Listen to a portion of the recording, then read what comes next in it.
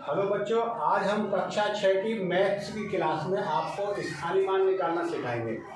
तो देखिए, स्थानीय मान हमने पिछली कक्षाओं में भी पढ़ा है, 5वीं कक्षाओं में भी आपको बताया था स्थानीय मान कैसे निकालते हैं, और आज हम आपको फिर बता रहे हैं। तो देखिए, हम दशमलव के बाद जितने भी अंक लिखे हुए हैं, इन अंकों में हर एक का स्थानीय मान निकालना बता रहे हैं। तो देखिए 7 है, तो यहाँ 7 का जो स्थानीय मान होगा वो 7 यहाँ से गिरेंगे, 1 2 3 तीसरे नंबर पर है, तीसरे स्थान पर है, तो इसे लिख देंगे 7/1000। उसके बाद निकालेंगे 4 का, तो 4 का कितना हो जाएगा, 4/100। उसके बाद निकालेंगे 3 का, तो 3 का कितना हो जाएगा, 3/10। अब दशमलव के बाद जितने भी अंक लिखे हुए हैं उन सबका स्थानीय मान निकालेंगे। तो देखिए 1 का स्थानीय मान यहाँ से होगा 1।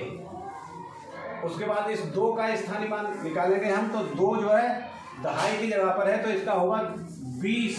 इसका स्थानीय मान 20 हुआ। अब 6 का स्थानीय मान निकालेंगे, तो 6 का स्थानीय मान यहाँ से कितना हुआ, 6 लिखें और उसके आगे 2 0 लगा देंगे। उसके बाद 9 का स्थानीय मान निकालेंगे, तो 9 का स्थानीय मान हुआ यहाँ से 9 लिख करके इस पर 3 0 लगा देंगे। तो इस तरह से बच्चों हम स्थानीय मान निकालते हैं। इसी तरह से मान लीजिए हम कोई और क्वेश्चन लिखते हैं। देखिए हमने ये लिखा,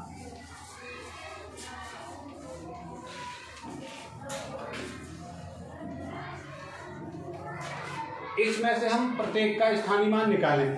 तो प्रत्येक का स्थानीय मान हम इसी मेथड से निकालेंगे, इसी तरीके से निकालेंगे। तो देखिए 5 का कितना हुआ, 5/1 2 3 1000 हो गया इसका। इसके बाद हम 2 का निकालेंगे, तो 2 का होगा 2/100 हो गया इसका। इसी तरह से हम 3 का निकालेंगे, तो 3 का कितना हुआ, 3/10 हुआ। उसके बाद में इसका निकालेंगे, तो इसका कितना हुआ, 8 हुआ।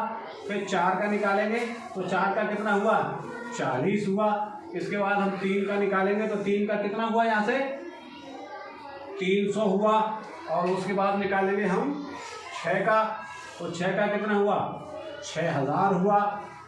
और 5 का निकालेंगे, तो 5 का कितना हुआ, 5 पर 4 0 लगा देंगे। तो इस तरह से हम स्थानीय मानों को निकालते हैं, और इस बात को हमें अच्छी तरह से समझ लेना चाहिए, और आगे के लिए और भी क्वेश्चन जो आते हैं उनकी ट्राई करनी चाहिए। That's all.